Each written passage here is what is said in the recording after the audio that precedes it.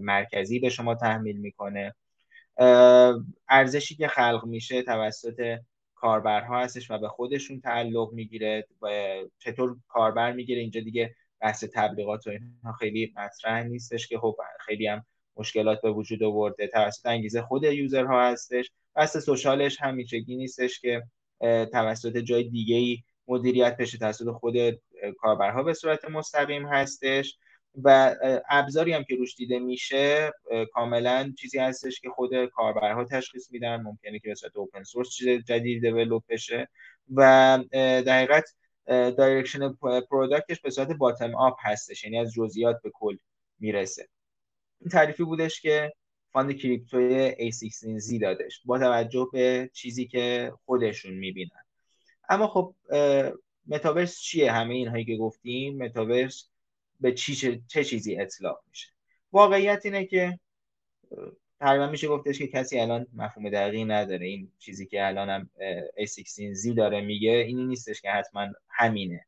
یعنی این یک مفهومیه که خیلی هنوز بازه و کسی نمیتونه بگه که حتما لازما همینه و لا غیر. همون چیزیه که من میگم. نه، این اصلا کاملا یک چیزی هستش که داره به تکامل میرسه. اینطوری نیستش که الان فاند A16Z وقتی میاد این موارد و المان ها رو میگه لزوما وحی باشه که همین است و بیشتر یه ترم مارکتینگی هستش که الان داره استفاده میشه. اما تکنولوژی اصلی که نمود پیدا میکنه متاورس و به صورت تکامل یافته تر میتونه روشون نمود پیدا بکنه ویرچوال ریالیتی و آگمنتد ریالیتی هستش. لزوما اینها نه، ممکنه حتی وب باشه، ممکنه حتی موبایل باشه، اما شکل تکامل یافتهش روی این تکنولوژی ها هستش که میاد.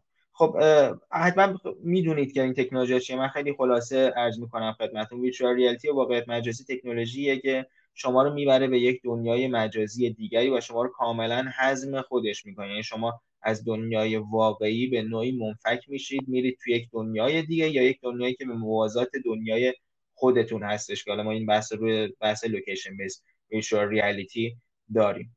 نوع متاورسیش که خیلی دقیق و خوب این شکل رو حالت ویرچوال ریالیتی متاورس رو شرح میده تو فیلم ردی پلیر وان هستش که اگر ندیدید توصیه میکنم که حتما این فیلم رو ببینید. اسپیلبرگ کارگردانیش کرده. خیلی فیلم خوبیه و خیلی درست و دقیق نشون میده که متاورس اگر توی ویرچوال ریالیتی اتفاق بیفته به چه شکلی میره. و نوع دیگه ای که عرض شد خدمتتون بحث آگمنتد ریالیتی هستش یا واقعیت افزوده هستش. برعکس چیزی که ما توی در حقیقت واقعیت مجازی داریم، آگمنتد ریالیتی وقتی متاورس رو توش ترسیم میکنیم یک منفک نمیشین از دنیای واقعی. در حقیقت یه چیزایی محتوای دیجیتال رو اضافه میکنید به دنیای واقعی. اسم فیلم ردی پلیر وان بودش، دوستان سوال کرده بودن. و عرض به خدمت شما توی به دنیای واقعیتون یک چیز دیگه، یک سری محتوای دیجیتالی رو اضافه میکنید. نوعی که در حقیقت متاورس اتفاق ممکنه بیفته تو واقعیت افزوده هم خدمتتون عرض میکنم. اما آیا متاورس به حالت در حقیقت چیزی که داریم میگیم توی دنیای فعلیمون هست؟ شرکتی موفق شده که یک نمونه ای از متاورس رو بیاره و ما بتونیم ببینیم بهش استناد بکنیم؟ این جوابش بله هستش و به هر دو نوع اینها ما در حال حاضر متاورس هایی داریم، هرچند که بگیم خیلی بالغ نباشن و خیلی شاید دقیق نباشن.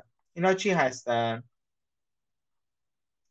مهمترین هاشون توی حالتی که کاملا ویرچوالن فورتنایت هستش، روبلاکس هستش و ماینکرافت هستش. خیلی مهمه. شاید مهمتریناش دقیقا مهمترین چیزی که الان باشه و خیلی روش بحث هستش فورتنایت باشه که خیلی فرقهای اساسی داره با متاورسی که در نهایت ما بخوایم بهش برسیم ایدئال باشه، که توی اون دقیقت اسلایدی که از A16Z داشتیم خیلی دقیق میشه اینها رو روش بحث کردش. ببینیم مثلا فورتنایت رو مثال بزنیم. احتمالا خب همتون علاقه‌مند به گیم هستیم، فورتنایت رو دیده باشیم.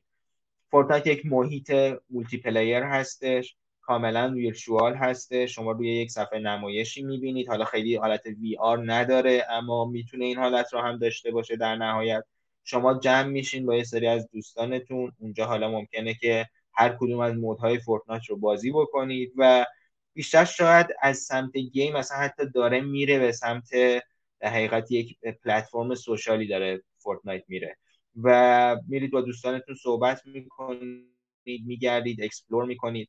توی فورتنایت خیلی هوشمندانه این رو برده به سمتی که حتی از گیم یه مقدار منفک باشه. ایونت های فورتنایت رو حتما همتون باهاش آشنایی دارید، ایونت هایی که خواننده ها میگذارن عرض به خدمت شما که و خواننده های مختلفی برای نمایش و اکران فیلم های مختلف حتی استفاده میشه و خب نمونه خیلی جالبی از متاورس اومده اپیک گیمز توی فورتنایت تجلی داده. باز توی بحث مثلا پراپرتی رایتش میبینید که مثلا شما توی فورتنایت میرید اسکین میخرید، اسکین رو میرید $10 $15 مثلا فرض بکنید که خرج میکنید، میرید یه سری اسم این چیزاش چیه، بتل اشتباه نکنم نه بتل پس که نبوده، جای دوستان یادشون هستش توکن های فورتنایت اسمش چی بود ممنون میشم بنویسید. میرید اونا رو میخرید، باشون میرید اسکین و لباس میخرید.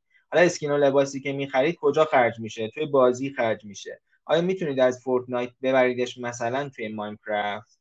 خب الان چیزی که هستش اتفاق نمیتونه این اتفاق بیفته. یعنی پس فردا اگر شرکت اپیک گیمز بخواد این رو اجازه نده و نخواد که شما یه همچین کاری رو انجام بدین، به راحتی اسکین شما حذف میشه. در صورتی که توی در حقیقت یک محیط گیم پس نبودش، نه دوستان نوشتن، در صورتی که اگه بخوایم توی محیط اوپنی این رو وی باکسه بله در صورتی که اگر بخواین این رو توی یک محیط بازی بحث بکنید شما اسکینی که میخرید باید مثل یک NFT اونرشیپ و مالکیتش برای شما باشه نه و برای اپیک گیمز باشه. این توی متاورس یکی از مباحثی هستش که حائز اهمیته. یعنی پس بعد اگر اپیک گیمز تصمیم گرفتش که 5 تا 10 تا از در حقیقت اسکینای شما حذف بکنه نباید بتونه، یا مثلا اگر یک دنیای موازی ایجاد شد مثل فورتنایت که در کنارش باشه و شما خواستین اسکینتون رو از اون دنیا ببرین توی دنیای دیگه، نباید مشکلی براتون ایجاد بشه و باید بتونید این کارو بکنید. چرا؟ چون پولش رو دادید و خریدید. این مشکل و باگیه که توی تمام پلتفرم های وب 2 وجود داره و پلتفرم های وب 3 سعی میکنن این رو از بین ببرن و بتونن اونرشیپ رو برگردونن به کامیونیتیشون. یا مثلا قوانینی که میذاره، مثلا فورتنایت ممکنه یک روز این قانون رو بذاره که ایران کلا تحریم بشه، کما اینکه الان هستش، حالا باستی با وی پی ان یا مثلا شکن و اینجور چیزا واردش بشی. خب این تو پلتفرم وب 3 یه همچین چیزی نباید اتفاق بیفته و شما باید بتونید اکسس داشته باشید، نباید یک نهاد مرکزی بتونه برای شما تصمیم بگیره. نوع دیگه ای هم که هستش که دنیای واقعی هستش IRL یا این ریل لایف به علاوه ویرچوال ورلد، بازی پوکمون گو هستش. پوکمون گو تقریبا میشه گفتش که تنها نمونه عمومی واقعیت افزوده موفق شاید اسمش رو بتونیم بگذاریم که خیلی خوب موفق شدش. احتمالاً همتون باهاش درگیر بودیم و تونستین که باش بازی بکنید و میشناسیدش و هر حالا پرزنتیشن هم رفت و میشناسیدش و باش کار کردید. اینطوری بودش که شما یک در حقیقت گیمی بودش روی مکانهای فیزیکیتون اکتیو میشد. یعنی شما بایستی میومدین با جی پی اس تون دیوایستون تشخیص میدادش که کجا هستین و میرفتین میگشتین مکانهای مختلف و بر اساس سناریوهایی که شرکت نایانتیک که شرکت مادر پوکمون گو هستش اومده بود این رو تعریف کرده بود، شما تو مکانهای مختلف میتونستین برید، میتونستین اینها رو کچ بکنید، کالکتشون بکنید و یه بازی این مدلی بود. باز تمام اینهایی که داریم میگیم باز احتمالاً کسایی که بازی کرده باشن درک میکنن که هیچ کدوم اینها اوپن نیستش. یعنی شما هر امتیازی که جمع بکنید اون تو، هر آیتمی که کسب بکنید، زمانتون رو دارید میگذارید، دارید انرژی میکنید، دارید هزینه میکنید براش، اما هیچ چیزی مال شما نیستش. این بحث مهمیه که توی بحث متاورس تکمیلی داریم که متاورس به این سمت قاعدتاً خواهند رفت و با جی پی اس تشخیص میده که شما کجا هستین و اون آیتم ها رو میتونید کالکت بکنید که حالا نمونه های دیگه ای هم ازش ساخته شده. عمدتاً موفق نبوده و پوکمون گو بودش که تنها نمونه موفق این سبک بازی بودش. که در حقیقت تکنولوژی جدیدتری که شرکت نیانتیک که شرکتیه که واقعا توی بحث متاورس حرف واسه گفتن داره، خریدهایی که داره انجام میده خریدهای خیلی خیلی جالبی هستش از شرکت‌های تکنولوژی. بعدش بحثی یا توسعه داد به اسم VPS یا ویژوال پوزیشنینگ سیستم که شما بتونید از GPS منفک بشید. GPS خب یه سیستمیه که دقت چندانی نداره اولا، یعنی 5 تا 10 متر دقت اون هستش و خب برای مثلا فرض بکنید یه گیمی که بخواد یه مقداری دقیق تر باشه، مثلا یه آیتمی رو فرض بکنید میخوایم بالای مجسمه ای بذارید، 5 تا 10 متر اگر دقت باشه این ممکنه که بره بپره یه جای دیگه ای، خیلی نتونید اکسپریانس خوبی برای کاربرتون ارائه بدید. به خاطر همین اومده یه سیستمی به اسم VPS یا ویژوال پوزیشنینگ سیستم طراحی کرده که دوربین میتونه ببینه و دقیق با دقت سانتیمتری، دیگه با GPS نه، با هوش مصنوعی و پردازش تصویر میتونه بگه که الان دیوایس کاربر کجا هستش. ما هم یه کار مشابهی توی آلفا انجام دادیم واسه این سیستم که سیستم ما به اسم APS یا آلفا پوزیشنینگ سیستم بود که ثبت اختراع هم شد و پیپرش توی کنفرانس های مختلف بین المللی پابلیش شد، توی سایت دانشگاه هاروارد کار شدش و باز همین مقوله هستش کاملا، حالا با یه متد و اپروچ دیگه ای ما سعی کردیم که کاری که میکنیم این باشه که حالا برای سیستم ما بیشتر فوکسش روی محیط ایندور بودش که GPS دسترسی بهش نداشت، شما بفهمید کجا هستید و کاربر رو هدایت بکنید به به نقطه‌ای که مد نظر هست. من برای دوستانی که علاقمند هستن سیستم در حقیقت لایت چیپ که اسم دقیقا فریم ورک و استیکه شرکت ناینتیک هست رو توصیه میکنم که یک نگاهی بهش داشته باشن. اسم لایت چیپ هستش که میتونید ببینید، توی یونیتی هم میتونید استفاده بکنید و چیزی هستش که در آینده به دردتون خواهد خورد. اما تمام این چیزای متاورسی که عرض شد، حالا دقت کرده باشی همشون یه جورای گیمن، یعنی از فورتنایت، از روبلاکس، از ماینکرافت یا از پوکمون گو، یعنی کاملا چیزی هم که همین الان داریم راجع بهش صحبت میکنیم، متاورس از صنعت گیم. تمام موارد موفقشون تا الان برای گیم بوده. نمیگیم بعداً توسعه پیدا نمیکنه که قطعا همینطور هست، بیشترین استفادهش در آینده تو مباحث سوشال خواهد بود، اما از گیم شروع شده و این جالب هستش و قابل توجه. یکی از چیزهایی که پیش بینی کرده بود خوب این رو کریستیکسون باز از VC A16Z بودش که در سال 2010 این صحبت شد که next big thing اولش یه چیزی شاید شبیه یک اسباب بازی، شبیه یک گیم باشه. از اونجاست که شروع میکنه میره و اوج میگیره و میتونه خودش رو مطرح بکنه برای اینکه یک چیز بزرگ بشه واقعا. و این خیلی نکته مهمی بود. حالا این آدم رو اگر به دقیقا فالوش بکنید حتما مباحث خوبی رو در مورد وب 3 به دست خواهید آورد و جزء افرادی هستش که تو این زمینه وب 3 حرف برای گفتن داره و فاند کریپتو A16Z هم در حقیقت دست ایشون هستش. این رو سال 2010 ایشون پیش بینی کرده بود توی بلاگ پستی که به وبسایت خودش هستش و این رو کی اومدش و خیلی بولد شدش و اومدش در حقیقت نمود پیدا کرد موقعی که A16Z، اون موقعی که هیچ کسی هنوز NFT ها رو نمیشناخت، هنوز اصلا مطرح نشده بود، مثل الان هایپ نشده بود، اومد روی یک سیستمی سرمایه گذاری کرد به اسم کریپتوکیتیز. احتمالاً شنیده باشین که شما میرفتین یه سری گربه هایی رو میخریدین، جفت مینداختینشون توی یک بازه زمانی، اینها برید میکردن، بچه دار میشدن،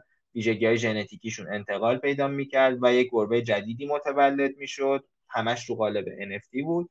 و خب اون موقعی که هنوز اصلا NFT ها صحبتش نشده بود، این بازی تقریبا میشه گفت تا یک دوره 60% ترافیک اتریوم رو اون موقع داشتش. خیلی خیلی رقم. حالا اون موقعی که میگیم اتریوم هم به اندازه الان نه قیمت داشتش نه ترافیک داشت، اما خب به هر حال 60% ترافیک اتریوم رو بعضا به خودش اختصاص میداد که فاوندرش هم دقیقاً یه شرکتی هست به اسم دپر لبز که چیز هستش، در حقیقت فاوندر اصلیش هم یه آقای ایرانی هستش به اسم روحام قراگزلو که الان توی امریکا هستش، بچگی از ایران رفته، 5 سالگی از ایران رفته و خب یه جورایی ایرانی هم هستش، فاندر دقیقاً کریپتوکیتیز و دپر لبز که الان توی NFT های مختلف هم دارن کار میکنن، NBA تاپ شاتس و غیره، و جزو بنیانگذاران بحث NFT هستش. دقیقاً پروتکل ERC 721 رو اصلا خود دپر لبز،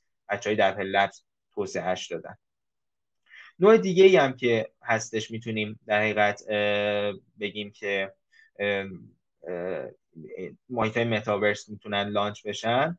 مودی هستش که augmented reality و virtual reality رو با همدیگه داشته باشیم و خب این مودی هستش که میتونه جالب توجه باشه. هنوز چیزی نداشتیم توی این زمینه، نمونه موفقی نداشتیم، اما دلیل عمدهش هم به دلیل این بوده که هنوز زیرساخت و تکنولوژی نداشتیم که دقیق بتونیم بگیم تو محیط واقعی ما کجا هستیم، که بتونیم کاربر رو تشخیص بدیم، کانتکستش رو ببینیم و بتونیم گسترشش بدیم به اینکه یه تجربه رو براش داشته باشیم. این موضوع رو یک در حقیقت شرکت ماجیک لیپ که اول اشاره کردم بهش، آقای رونی آبویتس که سی او قبلیش بودن خیلی خوب راجع بهش بحث کرده توی این حوزه که چه شکلی میتونه دقیقاً augmented reality و virtual reality با همدیگه باشه و اینا اومدن یه کانسپتی رو ارائه دادن به اسم ماجیک ورس که میگفتن لایه‌های مختلفی از دنیای فیزیکی رو ما میتونیم داشته باشیم که لایه اولیه‌ای که ما الان داریم توش زندگی میکنیم و به اسم ورلد زیرو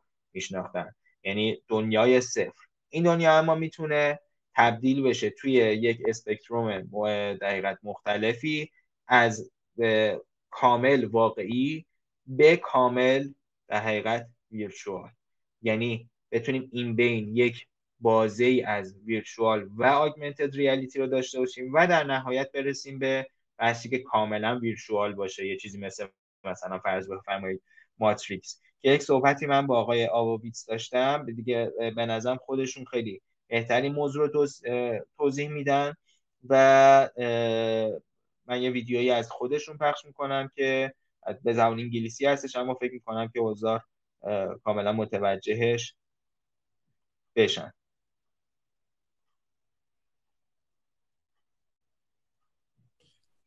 Yeah, and it was really fun about that. اینم توی Was that هستش که ما داریم we kind of discussed it in 2018. It was John Gaeta who won the Academy Award for The Matrix, like a great thinker of like volumetric cinema and volumetric worlds to live in. You know, if you think about what The Matrix was, it was picking up on some of those ideas and putting them in film, and he was part of that, which is kind of amazing.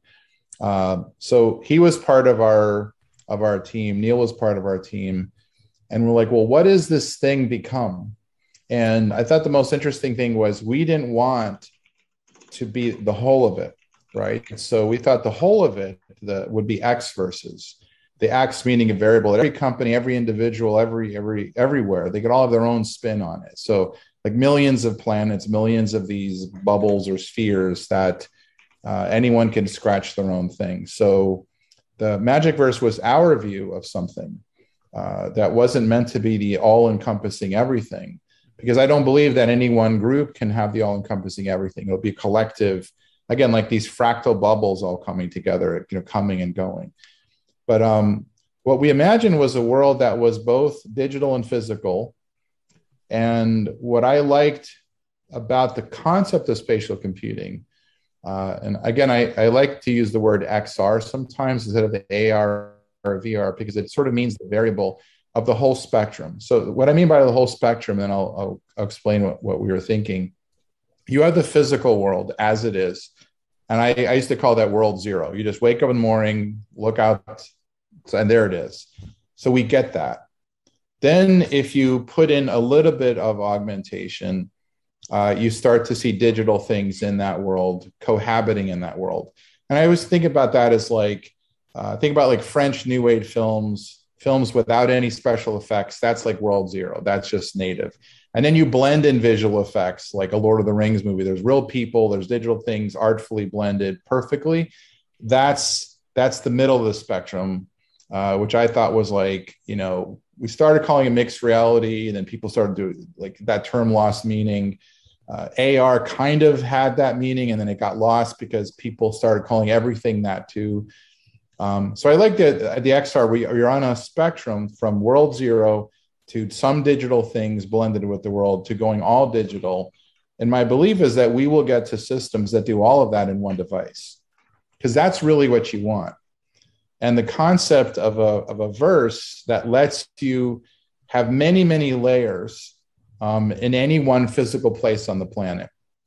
So if you take the idea to the fullest extent, there's a digital twin of the planet, and at any point, there's infinite amount of worlds at that point. Some of those worlds relate to the physical world, and some of them are just kickoff points for entirely virtual worlds. So you have like an infinite branching from anywhere on Earth of both layers that you could be in and also just hop off into virtual worlds. Thinking about that one day, there'll be a device that lets you go from zero to full and everything in between. And that was trying to think later this decade into the 2030s. And by the way, I still think that is what's going to happen. And I think that's probably ultimately what people really want. No friction, anywhere you are, conjure any combination of real world, digital, go all in, go back instantly. You're in Central Park in New York. I want to be in Paris. I want to be on Mars. I want to be somewhere really cool. I want to be back in Central Park, make it all go away instantly. That is the kind of thing where this really starts to take off. فکر میکنم که تعریف خیلی خوبی را هم از ورد زیرو و هم از مفهوم این که میگیم که چطوری در حقیقت از یک دنیای کاملا مجازی به دنیای کاملا فیزیکی به یک دنیای کاملا مجازی میتونیم بریم. اما مهمترین نکته‌ای که حالا احتمالاً دوستانی که هستن یا گیم دیزاینرن یا دیولپرن توی حوزه گیم داریم و ما این تجربه رو حقیقت به سختی و با هزینه به دست آوردیم، این هستش که اوانجلیست چیزی نباشید. یعنی اینکه فکر نکنین که الان مثلا AR و VR مثلا گیمتون رو پورت کنین روی وب 3 یا ببرینش روی AR ببرینش روی VR اتفاق خاصی میفته. یعنی مثلا اینجوری نیست. این فقط یه ابزاره که اگر بخوره به گیمتون میتونه یه مقداری بهترش بکنه. این شکلی نیستش که این اصل باشه. یعنی نباید این شکلی بگین که من میخواهم یک بازی AR درست بکنم بعد برسیم به این که حالا مثلا مکانیکش چی میخواد باشه، نمیدونم سناریوش چی میخواد باشه و غیره. اینا یه ابزارن، میتونن براتون مفید باشن اما اصل نیستن.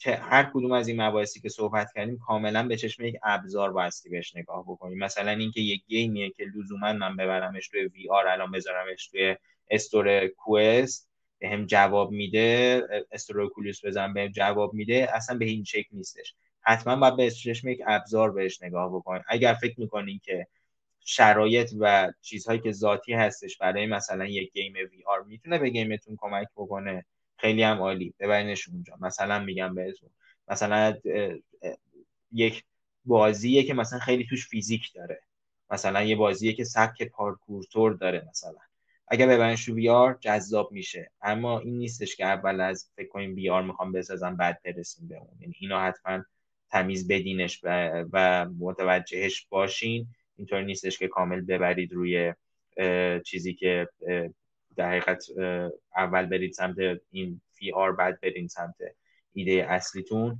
این هیچ وقت کارش درست در نمیاد. اما در آینده اینکه الان متوجه این کانسپت ها باشین خیلی خوبه و روش کار بکنید خیلی عالیه.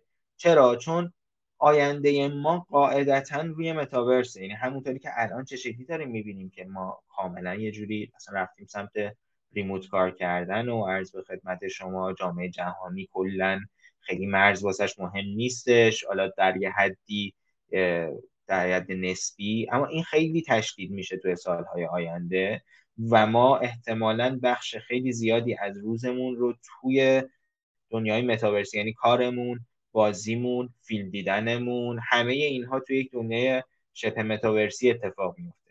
پس قاعدتاً گیم هامون هم شاید خیلی زیاد بره اون سمت. الان خیلی نیست. یعنی مثلا خدمتتون میگفتم که ببینید این رو متوجه باشین که اول از وی آر شروع نکنید بعد به مکانیک گیمتون برسید، به خاطر اینه که از این جهت مسئله رو متوجه باشین که هنوز این کامیونیتی خیلی بزرگی نیستش که شما رو بتونه براتون خیلی پولساز باشه. مثلا یه گیمی اگر برید روی وی آر، کامیونیتی نیش خودش رو داره و این رو بسی متوجه باشیم. اما در آینده به شدت بازار مهم و بزرگی خواهد داشت. در آخر اگر مباحث رو علاقه دارید میتونید یک پادکستی هستش به اسم All Things XR که اون کلیپی که بخشش بود میتونید رجوع بکنید به وبسایتش، کانال یوتیوبش یا تو اپل پادکست، تو کست باکس و جای دیگه هستش و آدم‌های مهم و مطرحی توش از این دنیای AR و VR و متاورس توش دعوت میشن که صحبت بکنن و باشون گپ میزنیم و میتونید اونجا اطلاعات خوبی رو به دست بیارید. اگر هم علاقه داشتیم با هم دیگه در ارتباط باشیم، هندل من تو اکثر شبکه‌های اجتماعی SM طباطبایی هستش با آی و ای آخرش. من در خدمتتون هستم که اگر سوالی هستش پاسخگو باشیم و صحبت بکنیم اگر وقتی باقی مونده باشه. ما در خدمت شما هستیم. اگر دوستان مادریتور بتونن هدایت بکنن که به چه شکلی هستش.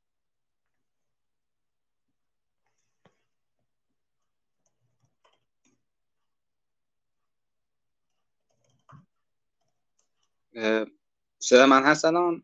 بله. وقتمون که تموم شد حقیقتا و یلا یکی دو سال آخرش مونده میتونیم جواب بدیم و بعدش دوستان چیز کردن دیگه. درسته.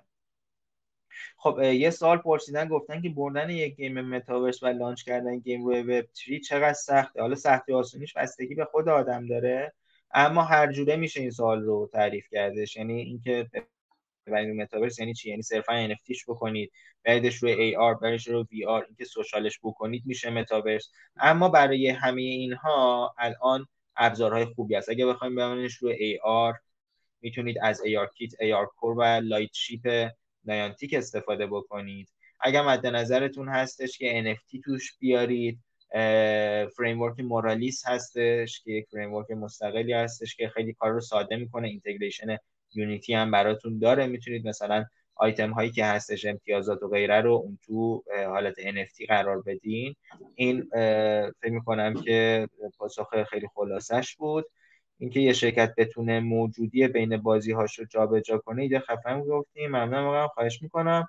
XR چیه استاد که نیستیم، اما عرض به خدمت شما XR بین تمام این واژه ها AR VR MR عرض به خدمت شما XR و همه اینا که دارن میگم مثلا چیزایی هستش که من ترجیح میدم که AR و VR بیشتر استفاده بکنم. XR منتها به تمام اینها گفته میشه. اگر بخوایم همش رو جمع بندی بکنیم بگیم هر چیزی تو این حوزه بود، یعنی A و V و M و همه اینها رو بخوایم بگیم که بیاد یکی، از X استفاده میکنیم که متغیر باشه اون اولش. راه ارتباطی رو هم من خدمتتون فرستادم. All Things XR که سایت پادکست بودش که میتونید اونجا ببینید. SM طباطبایی که دقیقا هندل بنده هستش. alphareality.io هم سایت شرکت ما هستش که میتونید اونجا ببینید. من آقای حجازی پرسیدن آمار چی پس؟ من متوجه فرمایشتون نشدم. رابطه بین توکن های ارز دیجیتال و MR میکس ریالیتی هستش. باز این یه واژه‌ایه که تعریفش خیلی بین علما اختلافه که چی هستش، اما میکس ریالیتی به اصطلاح به AR میگن که اوکلوژن داشته باشه. مایکروسافت خیلی اومد موقع هولولنز دادنش این رو بولدش کردش. رابطه بین توکن ارز دیجیتال و دنیای متاورس به چه صورته هم یکی از مباحث اصلی متاورس و بخش اقتصادش بحث همین در حقیقت NFT ها و کریپتو و ارزهای دیجیتال است. حالا یه جایی مثلا میگم بهتون، احتمالاً مثلا بازی اکسی اینفینیتی رو شنیده باشید. مثلا میاد توکن خودش رو میده، بعداً پورت میکنه با یک بریجی که اخیراً هک شده، 600 میلیون دلاری ازش دزدی کردن از بریجش، اما میاد به مثلا اتریوم پورت میکنه. یا اینکه عرض به خدمت شما که از کوین‌های اصلی مثلا مثل سولانا که سرعت خیلی خوبی داره استفاده میکنه. در خدمتتون هستیم. اگر در حقیقت سوال دیگه ای باشه میگن پادکستتون رو کجا میتونیم ببینیم؟ سایت اپل پادکست، کست باکس، کانال یوتیوبش. حالا وبسایت برید همه اینا هستش دیگه لینک.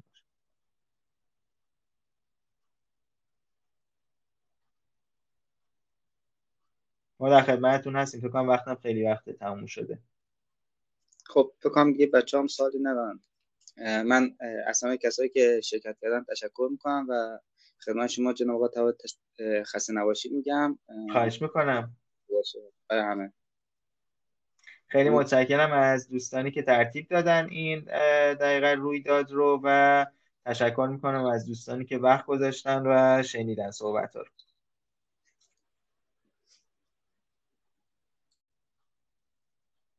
خیلی متشکرم. روز خوش.